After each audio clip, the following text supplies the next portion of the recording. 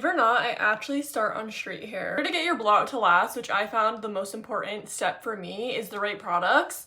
I don't know what's in this, but when you put it in your hair before giving the blowout, it's literally gonna last you for like 4 days. I like to do one side at a time. I'm basically just gonna run this through. Okay, now we're gonna take this and split it in half. If you're someone who always gets your sections like mixed up, take the first section and just clip it out of the way. This might be shocking for most people also, but we're gonna curl everything inward. So before letting it go, I kind of just let it cool in my hands, and then I'm just gonna throw it to the back and totally forget about it. Another thing that I forgot to tell you guys is that we are not gonna be clipping up this bottom section, but the other two are going up. Okay, I'm gonna let go of this section, reapplying this to the other side. Also, this is gonna be a very long tutorial, so if you guys want to speed it up, just put it in times 2. The last section on the bottom half, I get so many questions on why I don't clip up this bottom section. It's because I want a lot of length on the bottom and all the volume on this top section. I've already gone ahead and applied this to the right side. We're gonna curl everything inward and then we're gonna clip everything up. We're just gonna gently slide this curl off the barrel. Want to keep it in its like nice circular formation, and then you're gonna grab one of these little clips and just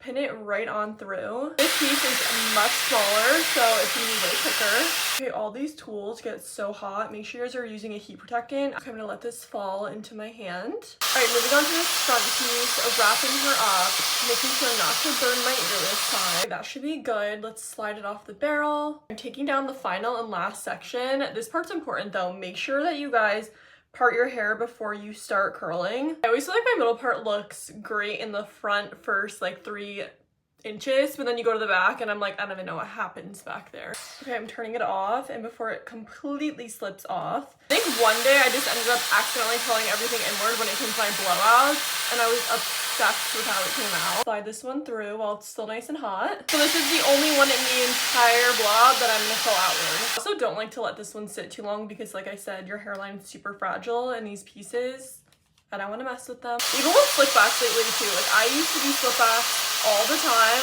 Now I would rather just wash my hair than do a slick back like multiple days in a row. I just feel like when you have your hair pulled back with that much tension multiple days in a row, it's so bad for your scalp. Scalp health is so important. Once I started prioritizing scalp health, oh my god, my hair grew inches. Okay, taking down my last and final section, thank god. Finally, I'm gonna give it a good spray with some hairspray. This one's from Amika. So sorry, but I hate to do this to you guys. So we're gonna do a part 2 because this tutorial has already been so long. I really wanted to do something in depth for you guys, especially for the people that don't know how to do their hair. I do want to let it sit for a little bit. So I'm gonna let it sit for 20 minutes and then you can come back for the next video and we're gonna do the reveal. You're gonna be shook.